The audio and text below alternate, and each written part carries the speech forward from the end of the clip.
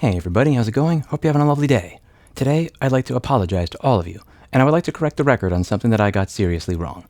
In order for you to understand what's going on in today's video, and to understand the context, I highly suggest that you watch this video that I did on Nixplay after receiving feedback from their CEO. This video is going to be somewhat similar, because I made a very similar mistake in the video that I did on Nixplay, for which I am truly sorry. We are going to be going over an email that I received from a marketing manager at CFMOTO. Yesterday I did a video on CFMOTO making certain features of hardware they sold into a subscription that were not made obvious at the point of sale. They worked, and now they won't work without a subscription. I had some strong thoughts on this, and I shared them. And I'm going to read you the email that I received in response to my video. CFMOTO USA statement and correction to Louis Rossman video. He has spelled my name wrong. Hi Louis, I am with the CFMOTO USA marketing team, and I'm reaching out regarding your video. CF Motorcycles turns $900 purchase into a subscription after people bought it. Unfortunately, the video currently contains inaccurate information for U.S. customers. While the CFMOTO global app does include subscription fees, the CFMOTO USA app is a different app and does not and will not charge subscription fees. Our team is currently working on bolstering our app information to make this distinction more clear in light of misinformed reports.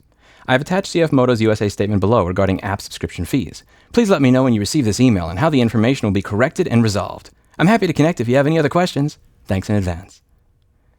Riet Straight, Marketing Communications Manager, CFMOTO Power Sports Inc. Statement: CFMOTO RideSync app. It's free and always will be. As you may have heard, certain corners of the internet have been incited with news that CFMOTO USA may begin charging for their vehicle app service.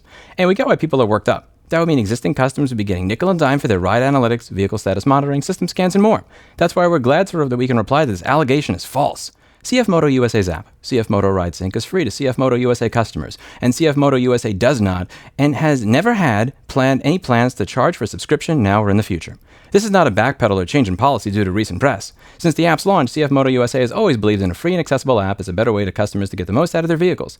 Just another example of how riders can experience more with CFMOTO. The backstory. News of the alleged subscription requirement has spread through YouTube channels, social media comments, and other digital forums.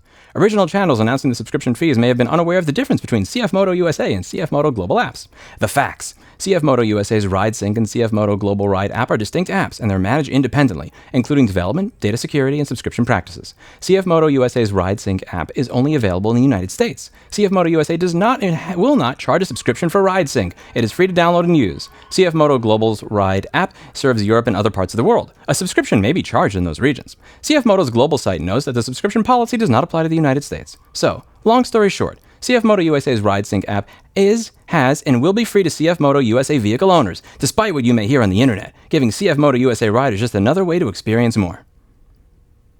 And then there's just the rest of it is an app overview, which is essentially an ad, which I don't feel like reading. My response: thank you for reaching out. If you can, it would help to get a clear yes or no on these. Number 1. Prior to August 15, 2025, were customers in Europe, Australia, Canada, and other non-US markets able to use all T-Box features, GPS tracking, geofencing, over-the-air updates, and diagnostics without paying any subscription fees? Number 2, when customers in those regions purchased the T-Box hardware, before August 2025, were they informed at the point of sale that subscription fees would be required in order to maintain functionality?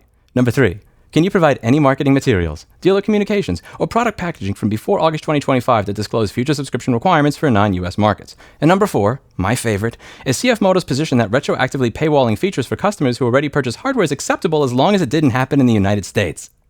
Number 5, your Australian distributor, Mojo Motorcycles, publicly stated they received significant feedback from Australian owners who were unhappy about the global rollout of new charges. The word I'm focusing here on is global. Are you claiming that Mojo Motorcycles' statement about the global rollout of subscription fees is false when saying my video contains inaccurate information? Separation of companies. I understand that you work for CFMOTO USA, the U.S. subsidiary headquartered in Plymouth, Minnesota. Your parent company is Zhejiang CFMOTO Power Co. Limited, the Chinese manufacturer that builds the motorcycles and other vehicles that you import and distribute. When the EPA fined your company $725,000 in 2014, they didn't distinguish between these entities. They named CFMOTO Power Sports Inc., CFMOTO America Inc., Zhejiang CFMOTO Power Co. Limited, and Chunfeng Holding Group Company Limited, collectively CFMOTO. The EPA saw what I saw. You're all part of the same corporate family. Your own website states that CFMOTO USA has worked alongside CFMOTO's corporate headquarters in China to develop and improve their vehicle lines for the American market.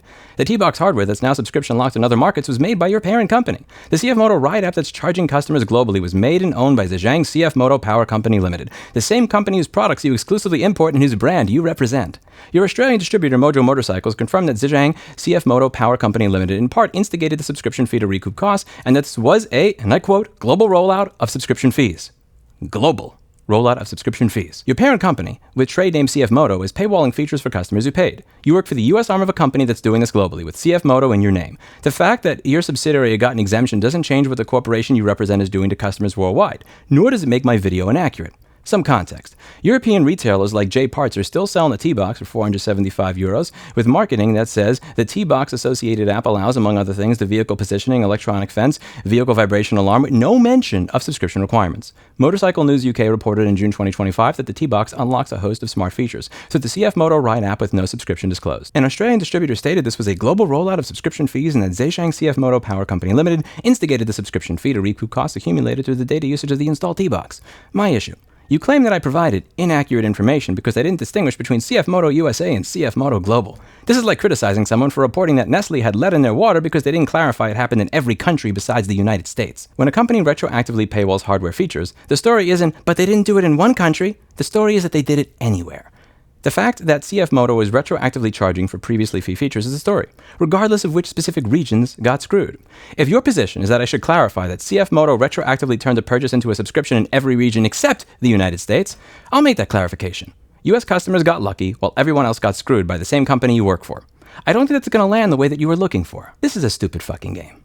But if you'd like, I'll play your game. And I'm confident that the viewers of this video are going to make sure to update the Consumer Rights Wiki so that it properly delineates between CFMOTO Global and CFMOTO USA. I used to own two companies back in the day. I had Rossmann Supply Group and Rossmann Repair Group. I closed Rossmann Supply Group around 2013 because I realized that trying to wholesale sell LCD screens was a horrible business to be in.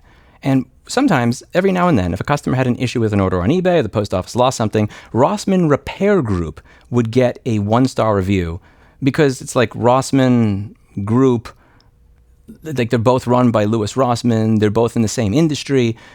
If I responded to that review, I have two choices. Behind door number 1, I can say, "This is not a customer of our business. I have never heard of this customer at our business," and report it, which is technically true. Rossmann Repair Group is not Rossmann Supply Group. They maintain separate customer records. They had separate receptionists and people dealing with customer service at the time.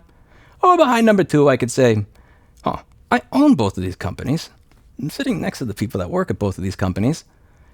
You know what? My bad, bro. You left it on the repair company account. But let me look into this for you and let me see if it got lost. I'll express mail you a new one. You see how one of them is technically correct, but weaselly bullshit? And one of them is not technically correct, but addresses the fundamental underlying problem. The problem in my video is not that I said CFMOTO instead of Zhejiang CFMOTO Power Company Ltd, but not CFMOTO USA. The problem is that your parent company wanted to revoke ownership anywhere. I understand that there are ongoing costs to operate certain services.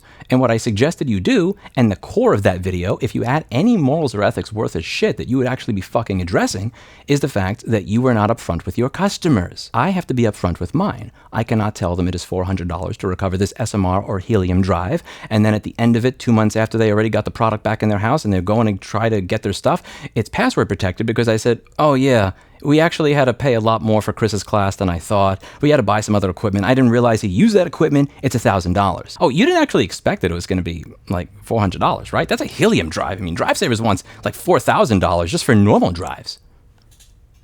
I can't do that. That's immoral as a business. It is my job to tell you the cost of what it is you're going to pay for something up front. And if it's going to be able to be turned off later as a result of me not making enough money on you now, and I may need to charge you more later, I need to be upfront with you about that. Your parent company chose to not do that. And now, rather than take accountability and responsibility, you're saying, well, actually, it was only in that region in the world that we did that, in this region. I don't give a fuck. Own it. Yeah, I don't agree with what the parent company did. Not much we can do. We're not doing this in the USA. Sorry, I know it sucks in the other parts of the world, but we're not doing that here. Actually, your video is filled with misinformation.